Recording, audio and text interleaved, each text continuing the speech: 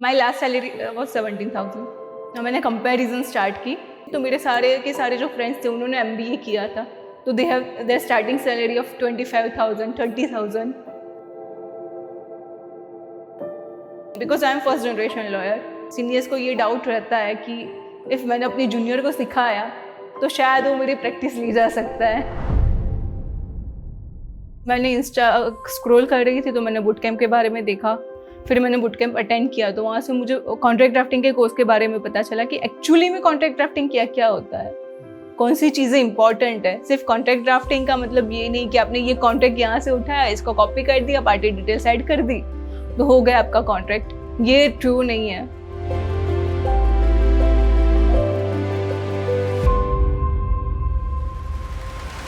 Swati Lekha was mentor. उन्होंने whenever I need her help I was connect with her, और वो उनका reply बहुत अच्छा आता था, satisfactory reply. My mother father is very supporting, तो उनका ही कहना था कि ओके ठीक है, if you want to do LLB कर, कोई नहीं। मैं ऐसा चाहती थी कि मेरी बेटी खतरे से भी डरनी नहीं चाहिए, जितना भी खतरा सामने होगा उतना ज़्यादा लड़ेगी। मैंने जो भी अपनी EMIs थी वो सारी लॉ सीखो की फ्रीलांसिंग अपॉर्चुनिटी से ही पे की है। वो है लॉ सीखो से मुझे जितने भी असाइनमेंट्स मिले, it's a paid assignment. If you want to be a good lawyer तो ड्राफ्टिंग मस्ट है। अगर आपका ड्राफ्टिंग अच्छा होगा तो you can earn a lot. ये फील्ड ही ऐसी है, आज नहीं तो कल सक्सेस मिलेगी, but you have to do your work completely.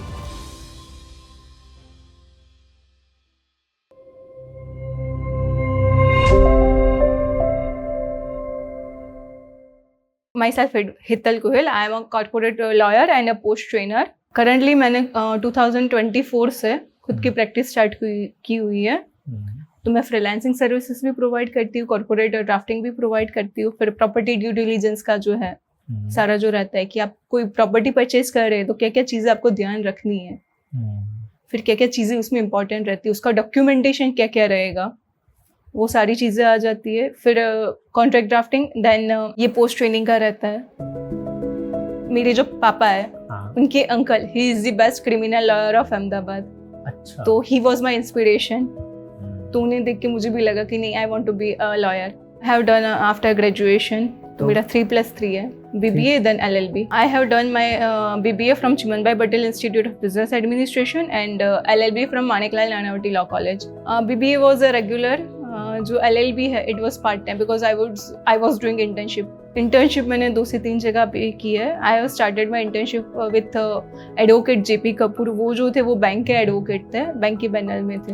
उसके बाद उनकी कोविड में डेथ हो गई, तो I have change my mentor, और उसके बाद मैंने ज्वाइन किया SP associate. The name of advocate was Sadashiv Pimplaskar. तो उनके अंडर मैंने रह के लिटिगेशन की प्रैक्टिस स्टार्ट की फॉर रेरा, और ये भी जो भी कॉर्पोरेट की प्रैक्टिस है, बैंकिंग सेक्टर की जो भी प्रैक्टिस है वो उनके अंडर में रह के मैंने स्टार्ट की। He was very supportive. उन्होंने मुझे इंस्पायर किया कि if you want to be a good lawyer तो ड्राफ्टिंग मस्ट है। अगर आपका ड्राफ्टिंग अच्छा होगा तो you can earn a lot. और फिर उसके बाद फिर एक और इंटर्नशिप आपने की? हाँ, इट वॉज फॉर 3 मंथ। वो लेबर लॉ में थी, एडवोकेट KH पटेल। उसके बाद मैंने एक लॉ फर्म ज्वाइन की थी, SBS लीगल करके। वहाँ पे मेरी टाइटल की प्रैक्टिस थी और जो भी प्रॉपर्टी की ड्यू डिलीजेंस होते हैं उसकी प्रैक्टिस थी। My last salary was 17,000। Join मैंने, अगर मैं स्टार्टिंग की बात बोलूँ तो ज्वाइन मैंने 8,000 से किया था। मेरी सेकेंड इंटर्नशिप थी, वो भी आज 8,000 की रही होगी। Third internship was a free of cost. और यहाँ पे भी SBS में भी मेरी स्टार्टिंग तो उन्होंने 15 ही बोली थी, भले ही आप जूनियर हो, बट यू नो कि एक्चुअल मार्केट प्राइस क्या चल रही है, एक्चुअल केस का सिनारियो क्या चल रहा है। If I am doing my independent practice, तो वो जो एक सील्डेड की कीमत ही अगर मैं गेस करूँ तो 7% ऑफ द कंसिडरेशन अमाउंट रहती है।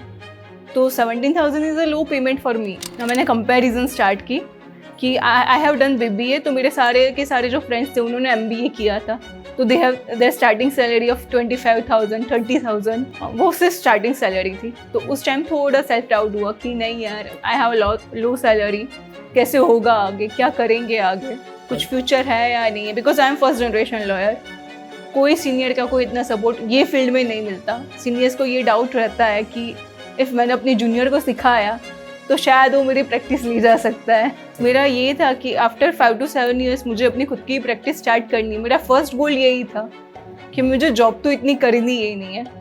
After a certain years of experience मुझे खुद का ही लॉ फर्म शुरू करना है, खुद की इंडिपेंडेंट प्रैक्टिस स्टार्ट करनी है।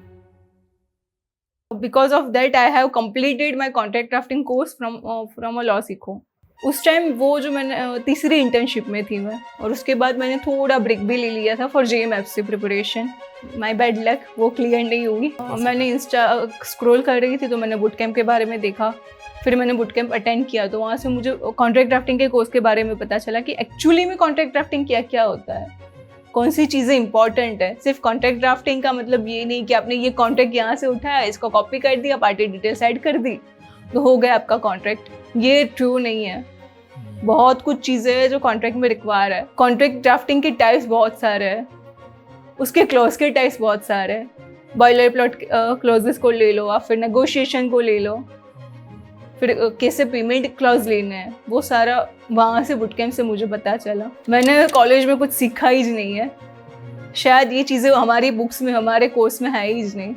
कोर्स में आपको कौन मेंटोर वगैरह कौन थे, कोई याद है आपको? अच्छा पूर्वी मैम मे बी, और स्वाति लेखा वॉज मेंटर। उन्होंने whenever I need her help I was connect with her, और वो उनका रिप्लाई बहुत अच्छा आता था, सेटिस्फैक्टरी रिप्लाई। कुछ डाउट्स हो तो she was always ready to help. फिर जो भी यहाँ से एंकर्स मिलते थे लॉ सीखो से, फिर जो भी सपोर्ट टीम का जो भी सपोर्ट मिलता था, पूर्विता ने मेरा पूरा का पूरा लिंक्डइन प्रोफाइल अपडेट करवाया था 3 months के लिए। करियर एडवाइस के लिए जो भी सपोर्ट मिलता है वो सपोर्ट भी मुझे बहुत अच्छा मिला है लॉ सीखो से। My mother father is very supporting, तो उनका ही कहना था कि ओके ठीक है, if you want to do LLB कर, कोई नहीं। मैं ऐसा चाहती थी कि मेरी बेटी खतरे से भी डरनी नहीं चाहिए। जितना भी खतरा सामने होगा उतना ज़्यादा लड़ेगी। और मैंने खुद की जो ऑफिस ये जो स्टार्टअप किया, it's all because of my mother father. उनका सपोर्ट था कि ओके ठीक है, वी डोंट वांट कि तू अभी अर्न कर, बट यस तू जो करना है तू खुद का कर, अभी अर्निंग का मत सोच। हेतल कैसी लड़की है? बचपन में कैसी, कुछ शरारती, शांत, सीरियस? मीडियम ऐसे ही, कोई बहुत शरारत नहीं, अपने में मस्त रहती है। मतलब वो जो करना चाहती है वो करके रहती है। उसकी जो ठान है कि मुझे ये करना है, बचपन से। घर में सब जॉइंट में थे तो वो सब धीरे धीरे करके सब निकल गए। फिर मैं अकेली हो गई तो उसके पापा ने बोला कि बाहर ऑफिस करे उससे तो अच्छा घर पे कर, तो तेरा और मम्मी का दोनों का ख्याल भी रहेगा और मम्मी को भी सपोर्ट रहेगा। मतलब उस वजह से ही घर पे किया, ऐसा कोई प्लान नहीं था कि घर से ही करेगी। हेतल आपसे ज्यादा क्लोज है या पापा से ज्यादा क्लोज है? पापा से ज्यादा क्लोज है। पापा से ज्यादा क्लोज? अच्छा। मेरे साथ है लेकिन उसको पापा ज्यादा प्यारे है। मैके से भी सबने सब बोला कि नहीं तेरी बेटी को अच्छा तू करवा रही है, और यहाँ पे भी मेरे ससुर जी बहुत स्ट्रांग थे, वो भी बोले कि नहीं करो। क्योंकि मेरे जो ससुर है ना उनके साडू भाई, मतलब मेरे हस्बैंड के मौसा जी है ना, वो बहुत बड़े क्रिमिनल लॉयर थे। उनको देख के इनके पापा को यही था कि मैं अपनी बेटी को या बेटे को जो भी बनेगा लॉयर बनेगा, वो अपने मर्जी से, मतलब हमारा फोर्स नहीं था। जो भी एक बने, हाँ बने तो हम सपोर्ट करेंगे। मतलब जो मैंने कॉन्ट्रैक्ट ड्राफ्टिंग का कोर्स किया वो तो मैंने अपने खुद से ही किया था, but as I have started my own law firm in 2024, तो मैंने जो EI का कोर्स लिया it was on EMI। So because of freelancing opportunity, I was able to pay my EMI. मैंने जो भी अपनी EMI थी वो सारी लॉ सीखो की फ्रीलांसिंग अपॉर्चुनिटी से ही पे की है। सो लाइक फ्रीलांसिंग मैंने वहीं से रिकवर कर लिया है अपना कोर्स।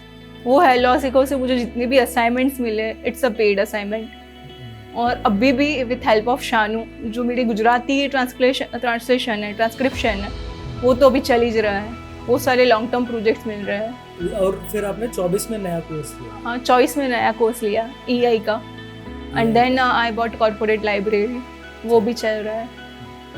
कॉर्पोरेट लाइब्रेरी से भी अभी मैंने 2 कोर्सेज में एनरोल किया है, टेक्नोलॉजी लॉ और डेटा प्राइवेसी। लॉ सीखो से जो भी अपॉर्चुनिटीज़ मिली थी वो सारी की सारी अपॉर्चुनिटीज़ इंटरनेशनल अपॉर्चुनिटी है फॉर कॉन्ट्रैक्ट ड्राफ्टिंग। फिर ये जो भी FAQs ड्राफ्टिंग होता है उसके लिए, और फिर लीगल रिसर्च की भी बहुत सारी अपॉर्चुनिटीज़ मुझे मिली है, वो इंटरनेशनल सारी की सारी है।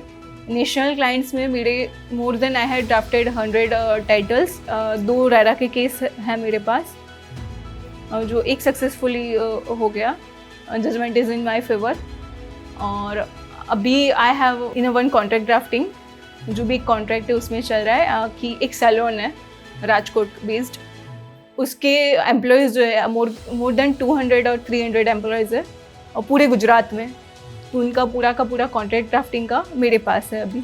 सम क्लाइंट्स आर फ्रॉम लिंक्डइन, फिर दूसरे जो है वो रेफरेंस से होते हैं। एक बार क्लाइंट का काम कर दिया, दे आर हैप्पी, तो उन्हीं के रेफरेंस से अभी मिल जाता है। If you want to be a good lawyer तो ड्राफ्टिंग मस्ट है। अगर आपका ड्राफ्टिंग अच्छा होगा तो यू कैन अर्न अलॉट। आपको ड्राफ्टिंग सीखना ही चाहिए। ये फील्ड ही ऐसी है, आज नहीं तो कल सक्सेस मिलेगी, but you have to do your work completely. Next 5 year में मुझे इंटरनेशनल क्लाइंट्स अप्रोच करने हैं। My mother father is very supporting, तो उनका ही कहना था कि ओके ठीक है, if you want to do LLB कर, कोई नहीं, वी आर विथ यू। और मैंने खुद की जो ऑफिस ये जो स्टार्टअप किया, it's all because of my mother father. उनका सपोर्ट था कि ओके ठीक है, वी डोंट वांट कि तू अभी अर्न कर, बट यस तुझे करना है तू खुद का कर, अभी अर्निंग का मत सोच।